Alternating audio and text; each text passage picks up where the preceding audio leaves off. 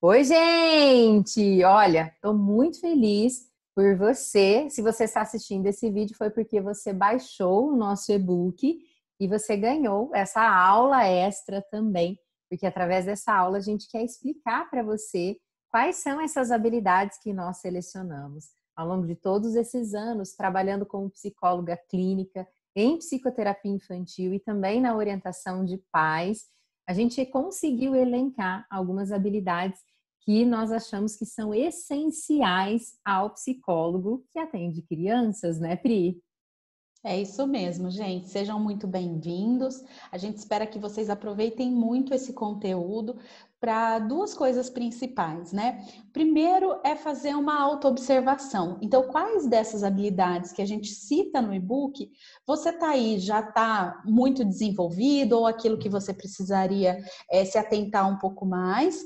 E para que você também comece a olhar o atendimento das crianças e a orientação de pais dentro de um contexto maior, né? Que a gente precisa ser um profissional que está sempre se atualizando e sempre progredindo, né? Desenvolvendo habilidades e desenvolvendo repertórios variados, não só aqueles técnicos, né, Ana? E uma coisa que eu acredito que fez com que eu e a Priscila fizéssemos esse e-book e até gravássemos essa aula especial para você, é porque muitas vezes a gente recebe relatos de psicólogos que se esquivam de começar a atender as crianças porque eles acreditam que eles não têm habilidade para tal. Então, quantos psicólogos aí que eu já vi que são extremamente competentes e que poderiam investir no aprendizado dessas novas habilidades, que claro, a gente sabe que atender adulto, atender adolescente, atender casal, atender criança, cada um desse público-alvo vai exigir habilidades diferenciadas, mas nós não queremos que você desista de ser um psicólogo clínico infantil por falta de habilidades. O nosso objetivo é que você tome consciência, avalie o que você já faz de legal, fortaleça essas habilidades, mas aprenda novas habilidades aí no contexto clínico para lidar com a criança. É uma área que faltam profissionais comprometidos, faltam profissionais responsáveis e principalmente profissionais que se dedicam. E como vocês sabem, né, tudo é uma questão de aprendizado. Muitas vezes, se você não gosta ainda da psicoterapia infantil, talvez seja porque você não aprendeu um jeito diferente de fazer. Então, não se esquive. Olhe para essas habilidades e aprenda, modele aí o seu comportamento e em frente, que você pode descobrir um universo completamente diferente, um universo que te satisfaça profissionalmente. Isso aí. Vamos lá, vou compartilhar a tela então, Pri, para que a gente Uhum. possa, para facilitar para nós, né?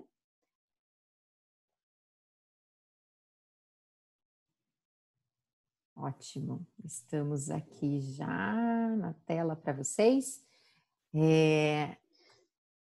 Então, nós queremos apresentar para vocês as 10 habilidades essenciais do psicólogo que atende criança. Primeiro nós Bom, separamos em habilidades. Ah, quer falar, Pri?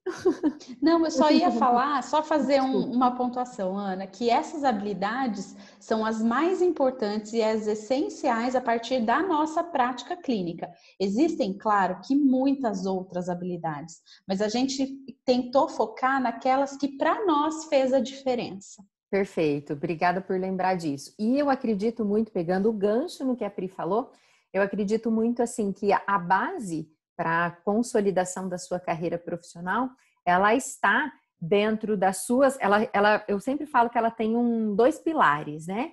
Um pilar que é um pilar técnico, teórico, de você ter o conhecimento, né, embasado cientificamente da sua prática, e o outro pilar é atitudinal, é o seu jeito, o jeito que você faz, a forma como você faz. E essas habilidades, elas entram dentro dessa esfera.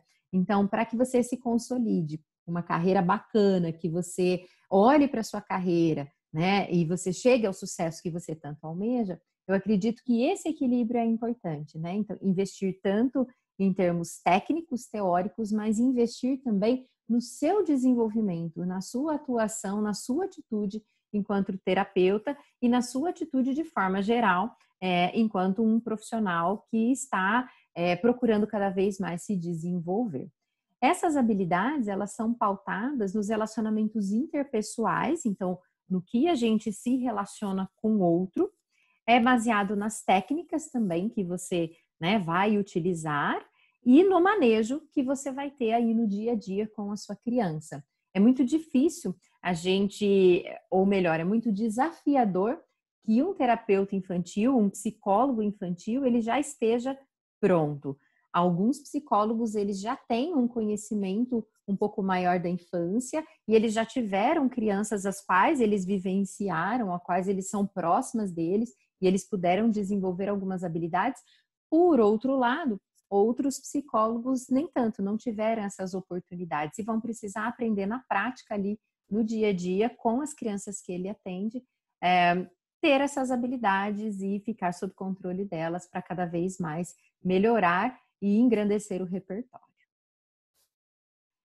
Primeiro ponto que eu acho que é essencial se você vai realizar psicoterapia infantil e orientação de pais é acreditar na instituição familiar e na possibilidade de mudanças. O que eu tenho observado muito, tanto da minha atuação prática, quanto na época que eu orientava, supervisionava psicólogos, ou até mesmo com as psicólogas da minha equipe, é que quando o profissional, ele veste a camisa daquela família, daquela criança, e ele genuinamente acredita na possibilidade de mudança de todo aquele contexto, os resultados que se obtêm são muito mais diferenciados, são mais dinâmicos, são mais fortalecidos e algumas vezes até um pouco mais rápido do que se imagina.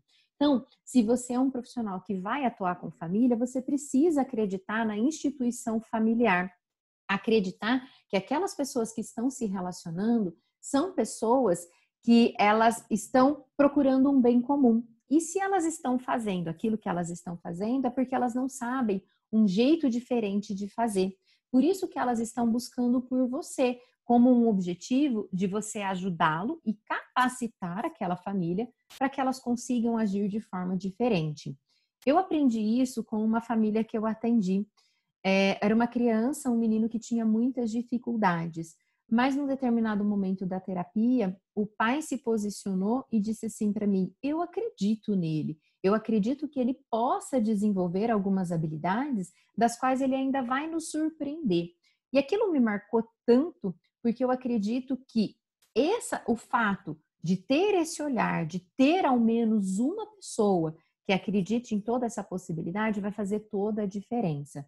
Família aqui, a gente está considerando qualquer configuração que seja ela, que a pessoa entenda que é um laço familiar. Então, pode ser uma família de pai, mãe e filhos, pode ser uma família de mãe, avó e filho, pode ser mãe, pai e criança, enfim, aquilo que se considera família é o que a gente vai entender como família pelos laços afetivos. E essa possibilidade de mudança, eu falo muito que se a gente não acreditasse na mudança do ser humano, não tinha nem por que a gente ser psicólogos, não é mesmo? Porque se a pessoa vem, ela está com dificuldades, e se a gente falar, aí, ó, isso aí não vai dar certo, não. Pronto, já não tem mudança, rasga o nosso diploma, e daí não tem para quê. Mas muito pelo contrário, né? A gente precisa cada vez mais acreditar na mudança da família, acreditar que essa família, ela sim, pode aprender habilidades diferentes de se relacionar e acreditar que às vezes os pais não fazem e eles mesmos não promovem as mudanças necessárias dentro de casa porque eles não sabem. E aí, Ana, a gente pensando nessa questão das mudanças e tudo mais, né? Não é só o terapeuta que vai ser aquele agente que faz a transformação. Na nossa perspectiva, os pais são esses agentes, né? Então, os pais também vão agir diretamente para que haja uma mudança no comportamento daquela criança. E para que aconteçam as mudanças, a gente precisa estabelecer um vínculo com essa família. Então, a gente não vai poder ter um vínculo só com a criança que a gente atende. A gente também vai ter que ter um vínculo com os pais, para que aquelas nossas orientações para as mudanças que são esperadas, mesmo que sejam mudanças muito desafiadoras e muito difíceis, elas aconteçam. E esse vínculo, ele acontece mesmo numa relação profissional, porque a gente precisa ter essa relação de afeto para aprender. E se a gente tem o afeto presente, né, seja ali com a criança, seja ali com os pais, nessa relação que a gente vai estabelecendo, a gente consegue outros resultados. Muito bacana isso, Pri, você ter falado assim, genuinamente eu percebo assim que eu amo os meus clientes, né? E isso é recíproco, porque eu penso que esse vínculo, ele tem que partir num primeiro momento do profissional, porque é o profissional que tem todo esse entendimento, mas você tem a contrapartida de perceber a criança e a família muito vinculada a você também. O fato de você estender as suas mãos e genuinamente querer ajudar aquela família é sentido por eles também, né? Então é muito bacana. Nossa, ele não para de falar na tia Ana. Nossa, mandou um beijo para você. E como é gostoso, né? Isso faz com Sim. que a gente tenha um fortalecimento maior entre nós, os profissionais e aquela família que a gente atende. Muito bom. Vamos ver o próximo, então. Bom, o próximo é conhecer o universo infantil, né? Então, o que quer dizer isso? Quando a gente atende crianças, a gente precisa fazer parte também desse mundo infantil. Então, a gente precisa conhecer os personagens, a gente precisa saber o que as crianças estão gostando nesse momento. Então, assim, se você atende criança e nunca ouviu falar de Fortnite, de Now United,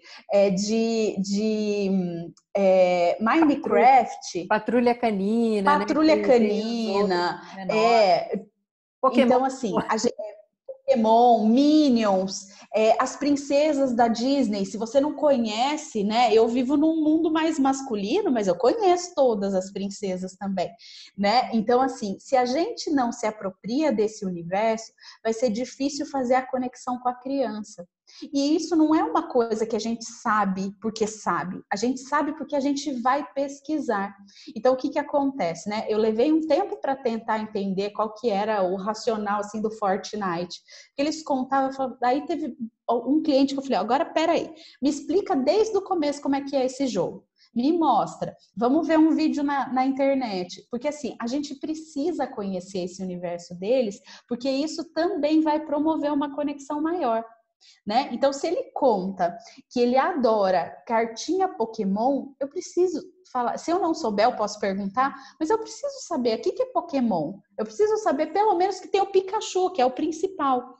Né? Então, a gente vai precisar se apropriar desse universo para a gente, fortalecer o nosso vínculo com a criança. E por quê? A gente sabendo aqui as preferências da criança, a gente pode transformar tudo isso numa atividade psicoterapêutica. Né? O que é uma atividade psicoterapêutica? É aquela atividade em que eu vou usar aquele recurso, ou um brinquedo, ou uma atividade em si, para aplicar os procedimentos e promover aquelas mudanças que são importantes para os objetivos que eu estou buscando. Então, a gente pode usar essas preferências da criança para fazer um recurso terapêutico, para criar atividade, para criar motivadores. Então, conhecer esse universo infantil, ele é extremamente importante, porque ele vai enriquecer o nosso repertório de terapeuta de criança. E uma Né? coisa que eu acrescentaria, Pri, eu estava me lembrando aqui, né? É um processo contínuo de aprendizagem ser o psicólogo, porque as coisas vão mudando, né? Então, hoje já teve a época do Pokémon, caçar Pokémon, já teve a época do Minecraft, agora tá Fortnite. Aí quem atende os menores tem a Patrulha Canina, tem as outras, né? As outras coisas. E eu me lembro muito bem que eu também passei pelo universo de fazer pulseira de elástico, então que eu utilizava isso como uma atividade psicoterapêutica. Slime, também teve a época que todo mundo queria fazer slime. Então eu entendo que é algo que é um universo contínuo que você tem que se apropriar. E, ademais, também, além de tudo isso que está acontecendo no mundo, você também precisa ter um conhecimento sobre o desenvolvimento infantil propriamente dito. Então, os marcos do desenvolvimento da criança, o que ele faz em determinada faixa etária, conhecer sobre processos de alfabetização. E isso você só vai fazer quando você entra, né, também dentro desse universo. né? Quando você vai Exatamente. se apropriando desse conteúdo como um todo, né, Pri? A gente até vai falar um pouquinho mais disso, né, Ana? E aí, às vezes, alguns terapeutas falam assim, mas eu não tenho criança na família, eu não conheço nenhuma criança pequena, nunca, não tive irmão. Então, a gente vai precisar participar desses ambientes, desses lugares onde as crianças estão. Então, se você tem a oportunidade, sei lá, de visitar uma escola por algum motivo, senta um pouquinho no pátio na hora do recreio, observa como é que as crianças brincam, Uhum. né? Tem uma praça perto onde as crianças se encontram para brincar, vai dar uma volta, observa um pouco como elas interagem. Então, a gente vai ter que se apropriar, né? Então, não tenho filho, não tenho sobrinho, mas é impossível você não conhecer ninguém que tenha uma criança, né, um amigo, um parente, alguma pessoa que você possa falar, e aí, o que seu filho está gostando agora? Né? Uhum. Porque daí a gente começa essa investigação, porque aí o que acontece, né, gente? A gente sabe que o brincar é a primeira linguagem da criança. Exato. Então, se a gente aprende a brincar, se a gente brinca com a criança, a gente vai acessar muito mais do que coisas que ela fala para a gente. A gente vai ter acesso a muito mais informações. Então, assim, conhecer esse universo, ele é parte da nossa prática. E como a Ana falou, é um constante desenvolver desse repertório aí, porque cada hora as crianças estão ligadas numa coisa específica, né? Mudam, né? Eles mudam. E entrar assim na fantasia deles também, eu acho bem bacana. Expressar empatia com a criança e com os pais principalmente. Ó, lembra lá no começo que uma das habilidades, né, que é acreditar na família, eu acho que também ela está muito ligada com essa aqui. Em todos esses anos de atuação, todas as famílias que eu já orientei, a gente observa assim que eles erram tentando acertar, né? E até como mãe eu te digo isso, que em alguns momentos a gente fica assim, nossa, mas será que é isso mesmo que eu tenho que fazer? Pera lá, deixa eu lembrar da minha base teórica, daquilo que eu acredito, para olhar para as minhas atitudes também. Então a gente precisa a todo momento ser empático com as famílias. Se eles estão tendo dificuldade de compreender uma orientação, se eles estão tendo dificuldade de entrar em ação, ao invés da gente ter aquela postura, ai, mas essa família, hein? Ai, essa mãe não entende nada. Não, você precisa ter uma postura de solidariedade, uma postura empática com esses pais e com as crianças, porque eles precisam entender que você está ali para ouvi-los sem julgamento. E muitas vezes eu já atendi famílias, a Pri também já deve ter passado por situações que os pais relatam determinadas situações e parece que eles ficam esperando o julgamento nosso. E eu já tive várias situações que a mãe fala assim, ai, você vai me dar bronca agora, né?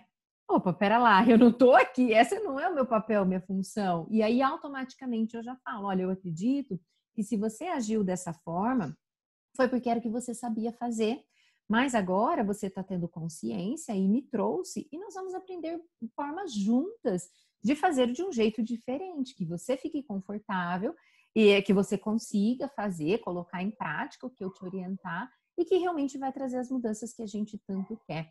Então, o ouvir sem julgamento, ele precisa permear toda a sua prática, né? Eu acho que algumas vezes parece que é meio clichê e parece que é o número 1 dos psicólogos, né? Ouvir sem julgamento. Mas muitas vezes a gente se esquece disso. Porque para pais e mães, educar é muito desafiador. Não é algo que vem, não é uma habilidade inerente. Tudo bem, até algumas pessoas relatam, vai meio por instinto, vai meio por aprendizagem, vai meio por vendo o que os outros estão fazendo. Mas quanto mais a gente conseguir trazer uma conscientização do porquê os pais agem da forma como eles agem e qual que é a consequência disso na relação com a criança, melhor. Então, a gente sempre precisa pautar essa nossa relação com muita empatia, ensinar tanto os pais quanto as crianças a identificar, nomear, expressar e relacionar aqueles sentimentos. Isso vai fazer todo um sentido para eles. Então, olha, agir com empatia é uma habilidade que você precisa desenvolver enquanto psicólogo que atende crianças. Exatamente. E a gente tem que contar mais um aspecto, né, Ana? Que muitas vezes aquilo que a criança sente, principalmente se esse sentimento é acompanhado de um comportamento que os pais caracterizam como indesejados, é muito invalidante, né? Então não se valida o sentimento daquelas crianças. Então a gente vai ter que ensinar tanto para a criança quanto para os pais o quanto é importante aquilo que elas sentem. Perfeito. Vamos lá. Bom, a gente precisa preparar, então, um ambiente para receber essa criança e essas famílias, né? Só que não, a gente não precisa ter uma sala super chique, com uma decoração mais moderna do mundo.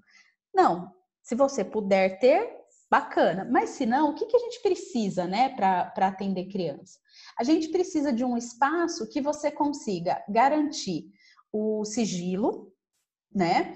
Que você cria um ambiente bastante acolhedor, e um ambiente acolhedor não é uma sala cheia de coisas, mas um ambiente que aquela família, né? Se for o casal, ou se foi o pai ou a mãe conversar, tem um lugar para sentar, o terapeuta também consiga ficar bem acomodado para ele fazer um trabalho bom, e a gente precisa de um pouquinho de espaço para sentar no chão para brincar, porque as crianças adoram isso, né? Assim, da nossa experiência, o que a gente vê que é bastante importante de material, né? Papéis variados, e aí é papel sulfite, papel colorido, coisas que a gente consegue encontrar com facilidade em papelaria, lápis de cor, canetinha, alguma coisa para pintar, né?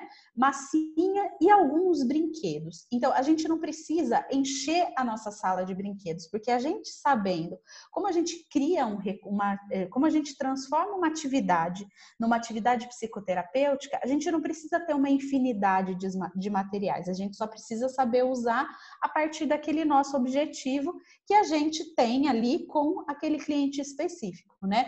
No curso de psicoterapia infantil e orientação de pais, a gente fala muito sobre isso, né, Ana? Como a gente vai usar os recursos, né, que a gente tem, estratégia, brincadeira, brinquedo, de uma forma que ele se transforme numa atividade psicoterapêutica que vai atender os objetivos daquele caso. E hoje em dia, quando eu comecei a atender criança, a gente ainda tinha muito brinquedo da Estrela, da Grow, que eram brinquedos bem mais caros. Hoje em dia, a gente tem muitas marcas que oferecem brinquedos tão bons quantos e que tem um custo um pouco menor. Então, a gente tem uma variedade agora para escolher que dá para a gente ter um recurso ou outro desse que a gente vai precisar comprar para a gente ir começando, né, a composição desses materiais que seriam bacanas, né? E aí tem uma questão principal que é uma exigência para aquele psicólogo que atende criança, né? Que é a questão da criatividade. Então, as pessoas não nascem criativas, elas vão desenvolvendo esse repertório, né? Então, a gente vai ter que variar. Então, criatividade é variação de repertório, né? Então, a gente vai ter que variar o nosso repertório para a gente conseguir atingir aquele cliente naquilo que a gente precisa. Então, a gente vai ter que exercitar muito essa habilidade para a gente poder usar, mesmo que seja papel e lápis, de formas diferentes e de formas criativas. E isso vai fazer toda a diferença na condução do processo terapêutico. Eu acho que o que tem que ficar é o clima da sala, o clima do ambiente para receber essas pessoas, né? Então, quando a Pri fala assim, não precisa ser uma sala chique, eu acho que tem que ter a sua cara, mas que as pessoas entrem lá e as crianças entrem lá, elas se sintam acolhidas e elas sintam que aquele ambiente ele foi preparado num local específico para a criança, entendeu? Que você teve toda a atenção. Eu sou psicóloga de crianças, então eu tenho que ter recursos para as crianças, né? Eu tenho que organizar o ambiente físico de tal forma que as crianças sintam que aquele é um espaço gostoso, prazeroso. Eu acho que esse é o principal. E eu acho bem bacana porque eu tenho tanto um espaço para os adultos quanto para as crianças, mas geralmente quando eu estou com as crianças eu procuro ter um posicionamento mais à vontade.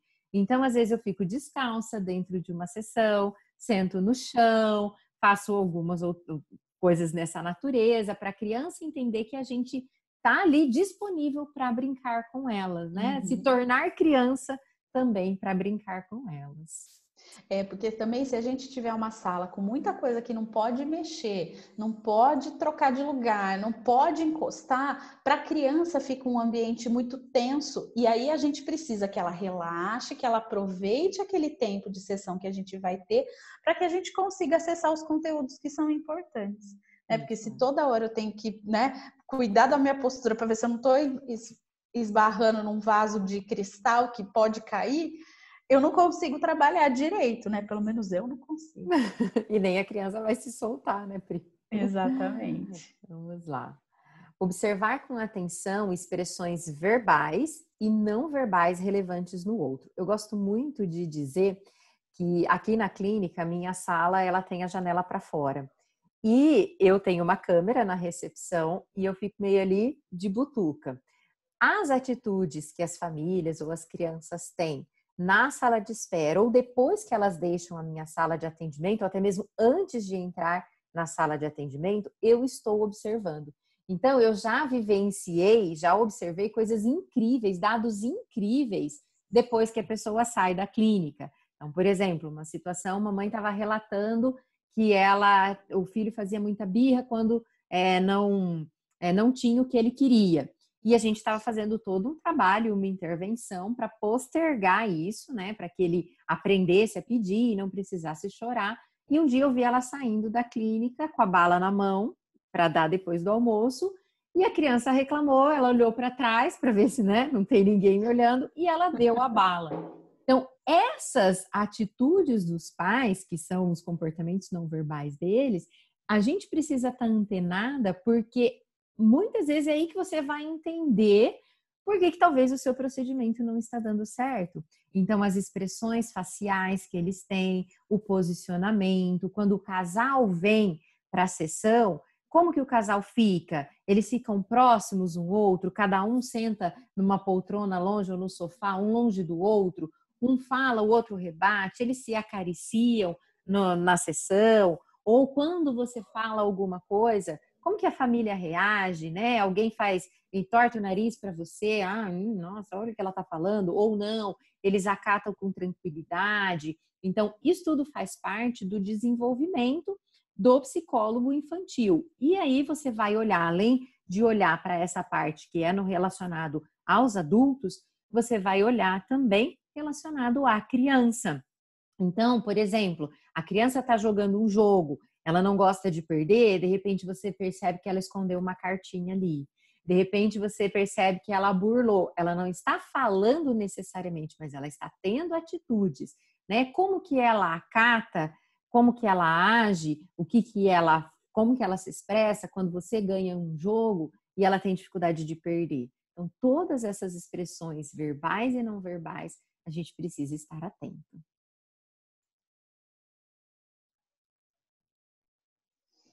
Bom, a gente também vai precisar, enquanto terapeuta, de uma forma geral, mas principalmente quando a gente atende crianças, estabelecer relações bastante amistosas, mas também saber recusar pedidos abusivos e dizer não. O que eu vou contar uma coisa que acontecia no começo da minha carreira, né? Depois eu aprendi que não era assim que funcionaria direito. Quando eu recebi um cliente novo, né? A pessoa me ligava, a gente tentava chegar num acordo, ela falava assim, nossa, olha, eu só posso vir no sábado 11 da manhã. Ou então, eu só posso sexta-feira, 8h30 da noite. E eu revirava minha agenda para tentar arrumar aquele horário e nem sempre a pessoa ficava, ou nem sempre a pessoa continuava o processo terapêutico ou agendava mesmo, e aí tinha sido um estresse, porque às vezes eu tentava mudar um cliente que tinha horário mais flexível e tudo mais. E aí o que eu fui aprendendo? Que, claro, a gente precisa ser um pouco flexível, mas a gente não precisa aceitar tudo, aceitar e atender a todos os pedidos. Porque o que acontece? Se a gente aceita um pedido que num primeiro momento parece que não está sendo muito abusivo, ou então vai modificar toda a nossa agenda, vai fazer aquele rebuliço na nossa vida, num primeiro momento você até vai atendendo tranquilamente. Mas o que pode acontecer depois? Ia chegando o sábado, 10 10 horas da manhã, eu pensava assim, putz, eu tinha que limpar minha casa, sei lá, e vou ter que parar tudo que eu estou fazendo aqui para ir lá atender. Não vou poder viajar, não vou poder fazer tal coisa porque eu marquei o cliente no sábado 11 da manhã.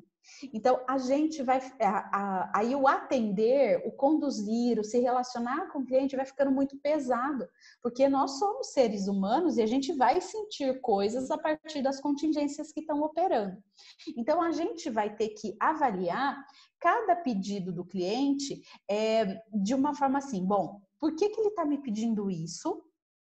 Né? E aí a gente fala mais dos pais, né? Na verdade, então por que aquele pai, aquela mãe está me pedindo isso? Se eu aceitar, o que vai implicar para mim, terapeuta, e para os clientes, e quais vão ser as consequências para mim, terapeuta, e para os clientes também, se eu aceitar o pedido ou se eu recusar. Então, por mais que a gente tenha que ouvir com empatia, estabelecer um ambiente muito acolhedor, muito reforçador, a gente também vai ser um modelo de como recusar pedidos abusivos, de como dar um limite até para os pais. Então, a gente vai ter que exercitar todo o nosso repertório de assertividade, né, ao longo da nossa carreira, para a gente aprender a ser firme, manter uma postura ética e uma postura moral diante de várias situações.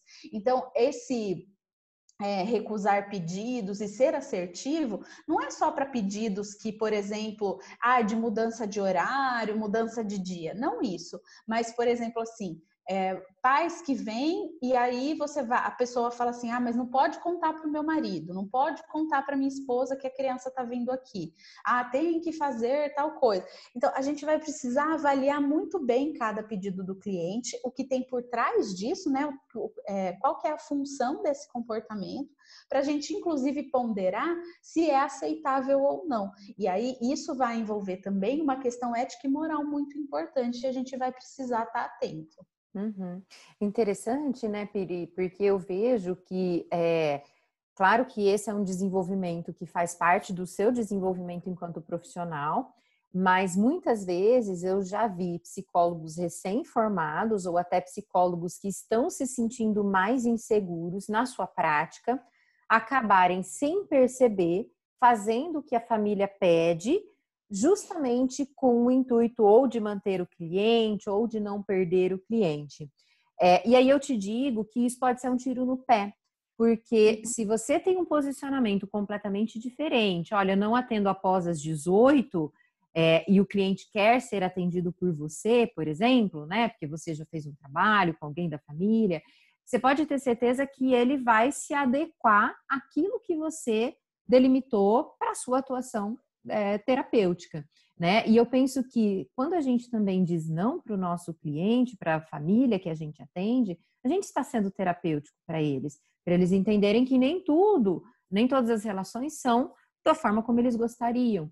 Eu me lembro uma vez que eu tive uma mãe que me mandou um áudio de 10 minutos pelo WhatsApp. Eu mantenho um contato pelo WhatsApp com os meus clientes porque eu gosto, mas eu sei também dar um limite para eles. E aí, quando ela mandou esse áudio, eu falei assim, olha, eu não vou escutar o seu áudio, porque é um áudio muito longo e eu acredito que, né, para você ter me mandado um áudio de 10 minutos, é porque você está precisando de uma consulta. Tal dia, tal horário, estou te esperando para uma consulta e você pode me relatar tudo que você me relatou no áudio.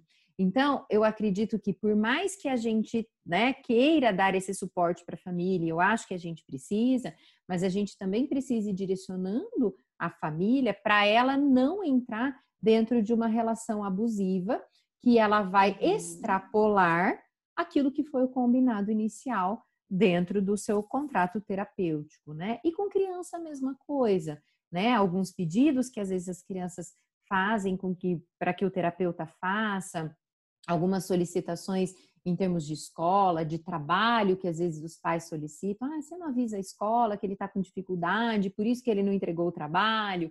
Então, a gente tem que tomar bastante cuidado para não cair em algumas armadilhas, né? E quando a gente fala da habilidade do psicólogo clínico, eu entendo que são tantas as habilidades com a criança propriamente dita, mas você precisa ter habilidades com as famílias, né? Então, a habilidade com a família é essencial também porque não tem como você dissociar a terapia da criança da orientação aos pais. Então, você precisa desse manejo todo aí também. Exatamente. Vamos lá. E aqui, então, a gente aprofunda um pouquinho dentro do desenvolvimento e escolarização, que a gente, né, pontuei logo no início. Então, a gente precisa ter esse conhecimento dos marcos do desenvolvimento infantil, para você ter clareza de se aquela queixa que os pais trazem para você é uma queixa que está pertinente ou se de alguma forma tem um atraso. Então, a gente fala muito sobre olhar para aquela queixa que os pais trazem, mas olhar tudo que permeia aquela queixa. Então, às vezes a mãe vem, não sei, vou dar um exemplo, ela vem falando que a criança não sabe resolver os problemas, muito pequena, ela bate, vai para cima, morde, enfim. E aí você, tendo clareza dos marcos do desenvolvimento infantil, você saca que aquela criança pode estar com um atraso na linguagem. Então, você precisa saber exatamente qual faixa etária as crianças devem apresentar determinadas atitudes. Quando você trabalha com criança, você precisa olhar para todos esses marcos do desenvolvimento. Claro que a gente entende que cada criança é única, que cada criança tem um contexto, cada criança teve uma estimulação. Mas você, para a sua intervenção ser efetiva, você precisa fazer essa análise geral da criança, entender que se talvez ela não está tendo, ela não tem um comportamento, uma atitude no repertório dela, ainda não está, né, não está esperado, ou está aquém, ou às vezes está além, você precisa ter esse conhecimento. Assim como a parte da escolarização, da alfabetização. Às vezes a criança vem para a terapia com uma queixa de dificuldade de aprendizagem, por exemplo, mas ela está conseguindo compreender, ela está na série certa, que tipo de exigência essa escola está fazendo da criança? Será que ela já tem os pré-requisitos para uma alfabetização, por exemplo? Então, quando você atua com crianças, o desenvolvimento infantil, os marcos, a escolarização, o que esperar em cada idade, em cada faixa etária, em termos de autonomia, em termos de fazer por si próprio, em termos de desenvolvimento motor global, motor fino, né? Às vezes a criança está com uma letra feia, mas aí ela está com uma pega no lápis que não está adequada. Então, você precisa sacar isso, né, na interação e no relato das mães, ou às vezes até na observação que você vai fazer para a escola, para você entender que pé que está o seu cliente. Eu gosto muito, Pri, quando eu vou na escola e a professora mostra o portfólio da criança, eu sempre peço para a professora mostrar uma criança, o portfólio de outra criança que ela acredita que está num nível legal e de uma criança que também está num nível assim como o do meu cliente.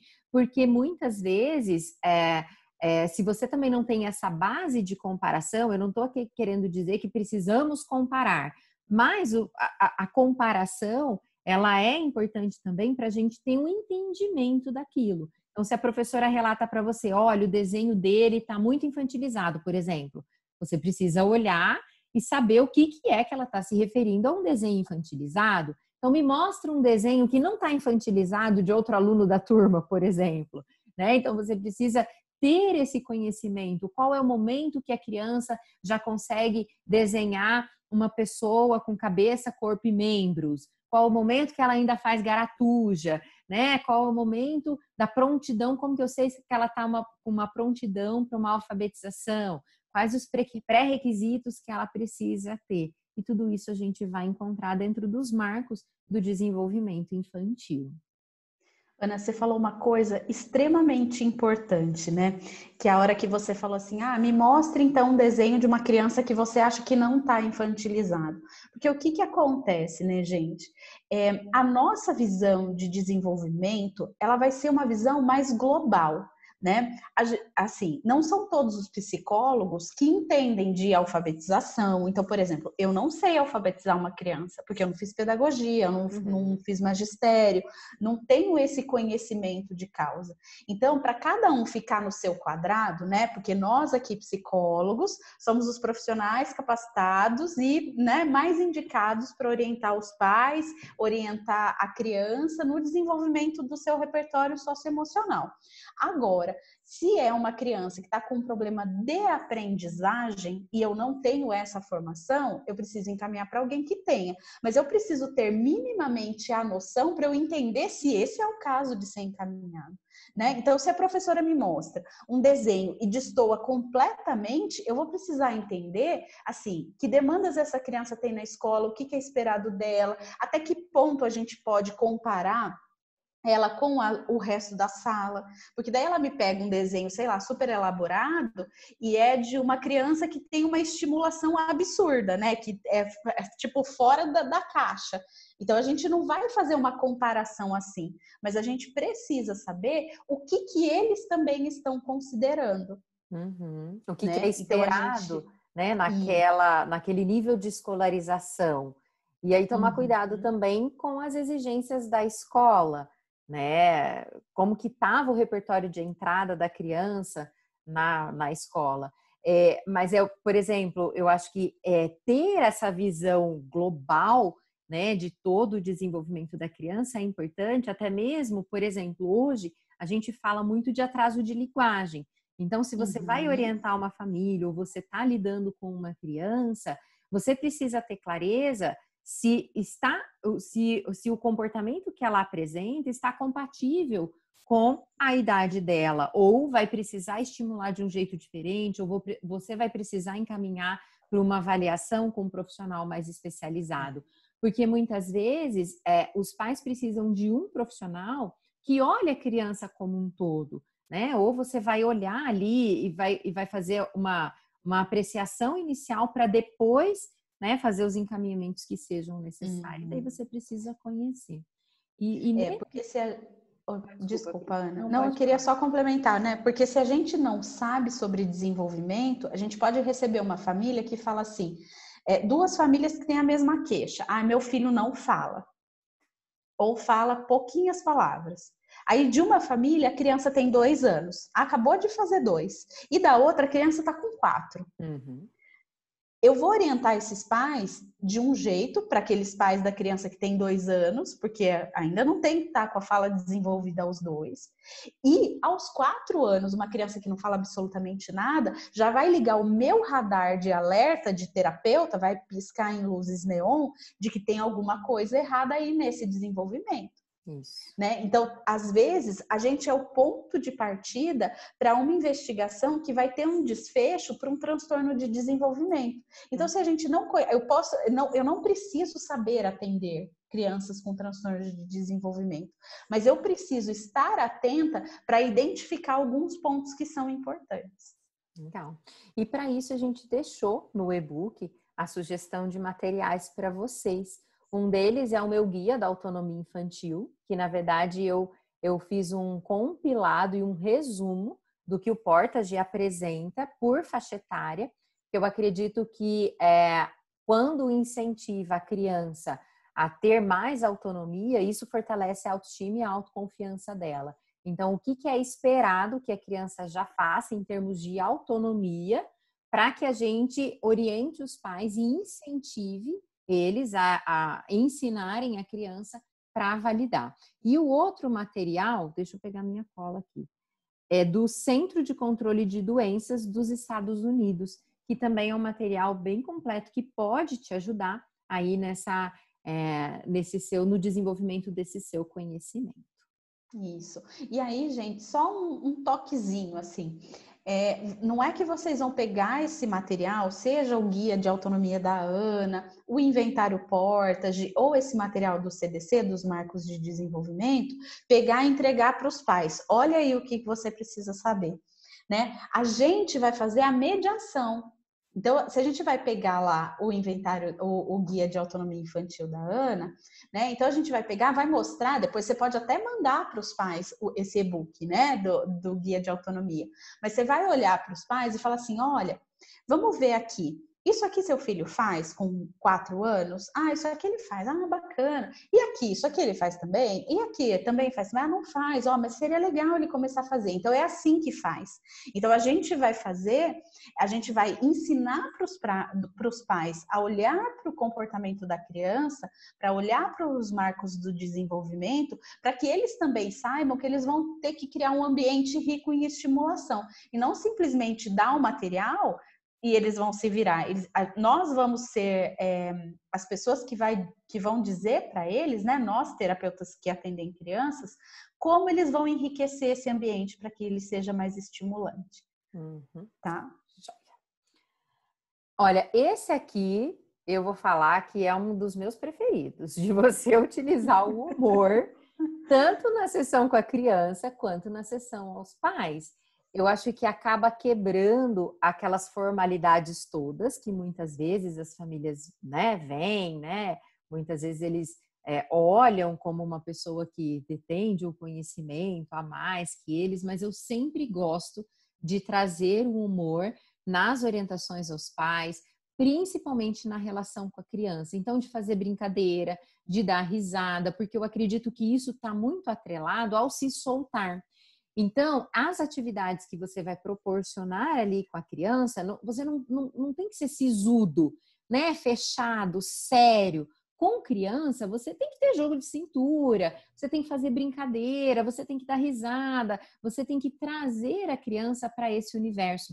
Porque em muitas circunstâncias, né, Pri, os assuntos são tão delicados que a gente vai tratar com a criança, são assuntos, são temas, são atitudes, são comportamentos que estão gerando sofrimento para a criança. Às vezes ela está diante de uma adversidade da vida dela, né? Sei lá, um exemplo, uma separação de pais, por exemplo, e por mais que o assunto seja sério e a gente vai tratar com seriedade, mas a gente vai trazer um toque de uma pitada de humor, uma pitada de leveza, né? De fazer com que a criança entenda ali que é um espaço para ela expressar os sentimentos dela, mas claro que com muito respeito, né? Aqui a gente não está falando, vamos tirar sarro das crianças, de forma alguma. Mas é fazer algumas brincadeiras, né? Contar piada, enfim, é trazer essa leveza para o momento da sessão. E aí, né, Ana, isso não quer dizer que a gente vai permitir que a criança faça tudo, né? Vai ser um terapeuta permissivo que vai deixar a criança conduzir o processo terapêutico, né? Porque não é por aí. E nem quer dizer que a gente não tem um objetivo muito definido. Então, usar o humor, ter essa leveza no processo terapêutico é diferente de você estar totalmente perdido. Então, você faz qualquer coisa que seja divertida, que seja legal, porque você está perdido, você não sabe para onde você vai.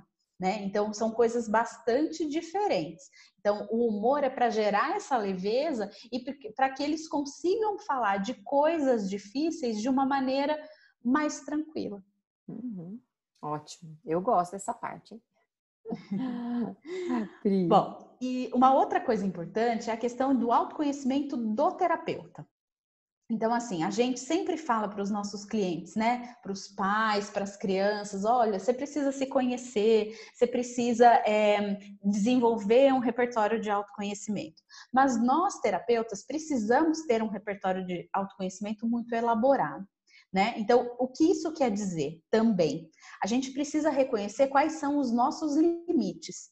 Tanto assim, ó, quanto de cliente eu consigo atender com uma qualidade muito boa?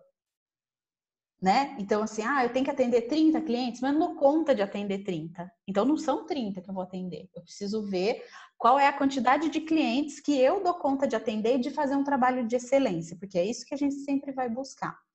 Outra coisa, que tipo de caso eu me sinto à vontade para atender? Porque não são todos. Eu já digo para vocês, assim, desde que eu me formei, trabalhar com pessoas que têm algum problema de dependência, né, de drogas ou de álcool, não era o meu campo aí. Nunca me senti à vontade, tanto que nunca fui nem atrás de curso de conhecimento nessa área. Porque para mim não é uma coisa que eu dou conta e que eu gostaria de fazer. Então, transtorno psiquiátrico muito grave, já sei que não atendo. Algumas coisas a gente vai aprender ao longo da nossa vida profissional, né? Mas eu tenho que observar muito bem aquilo que me faz bem, que me faz brilhar os olhos, que eu consigo fazer um trabalho de excelência, que eu consigo dar conta. E não há problema nenhum eu dizer para o meu cliente, inclusive é muito mais ético, quando ele me procura, ele fala, meu problema é dependência química.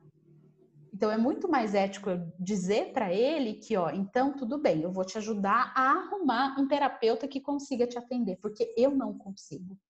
Não porque eu não consigo, porque eu não sou boa. Porque não? Porque eu não tenho capacitação teórica e técnica para atender esse tipo de caso.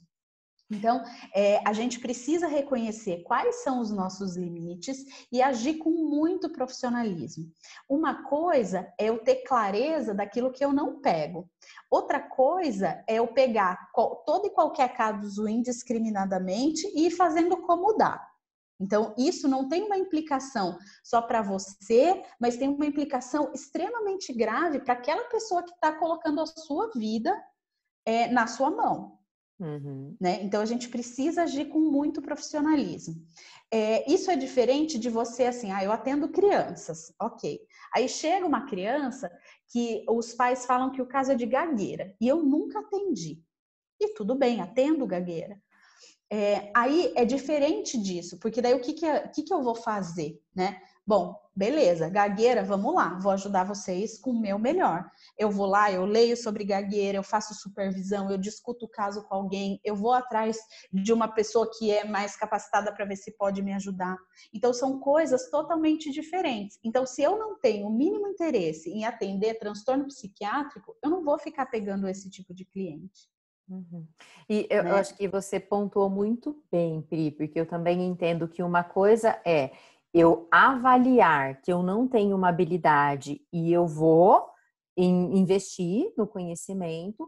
Outra coisa é você fazer sem ter habilidade e também você não vai se capacitar. Nesse exemplo que você deu, eu acredito que o terapeuta é uma coisa que para mim fica muito claro, que o psicólogo infantil também precisa, né? Você que está assistindo, você precisa ter essa clareza, que todas essas habilidades que a gente foi pontuando, você vai adquirindo primeiro com a disponibilidade que você tem, segundo, com esse autoconhecimento também, que talvez você precise desenvolver algumas habilidades, e fazendo, né? Então, não tem como você também desenvolver uma habilidade sem você atuar. Agora, essa clareza do que você tem mais facilidade, coisas que você precisa investir, coisas que você não quer, é importante. Por exemplo, eu tenho muita dificuldade de atender crianças que foram abusadas sexualmente. Então, são casos em que eu prefiro encaminhar para um profissional, porque eu não dou conta, né? Sei lá, eu tenho dó e talvez eu não vou ser terapêutica para aquela criança, para aquela família, enfim. Então, eu acho que isso é uma habilidade que ela é ímpar, que você precisa desenvolver, esse reconhecimento, e não é que você está sendo seletivo, de forma alguma, aqui eu não entendo que você vai ser seletivo, mas sim que você está sendo profissional, vai ter um profissionalismo suficiente para reconhecer as suas limitações, para reconhecer aquilo que você se sente à vontade de investir mais e aquilo que talvez você não queira investir por motivos pessoais, por motivos profissionais, por motivos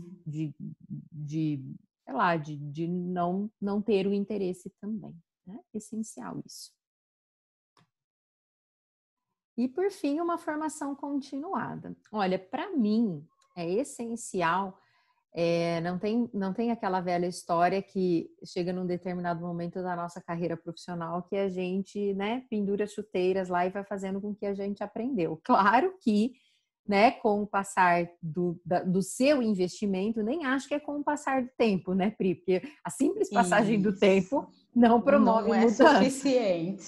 Mas sim, com o seu conhecimento, o quanto você colocou em prática e o quanto você está num processo de melhoria contínua.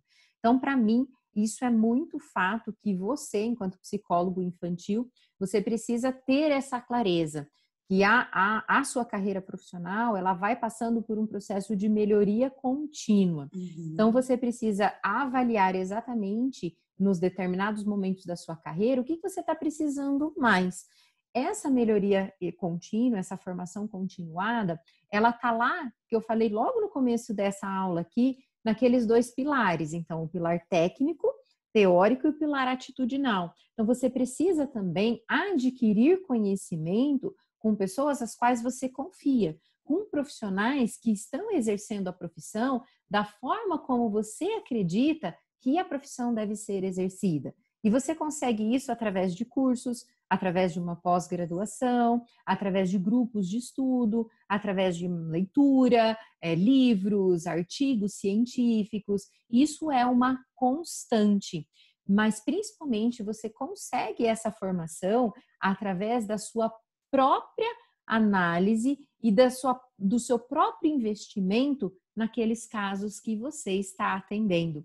Para mim, os grandes aprendizados que a gente tem é quando a gente pensa naquele caso que a gente está atendendo. Porque por mais que você tenha uma retaguarda de cursos, de formação, e aqui eu quero chamar a atenção para um perigo, que eu vejo muitas pessoas caírem na armadilha do conhecimento. O que isso significa? Fazem curso atrás de curso atrás de curso, formação atrás de formação, compram, estão ao mesmo tempo fazendo 2, 3 cursos.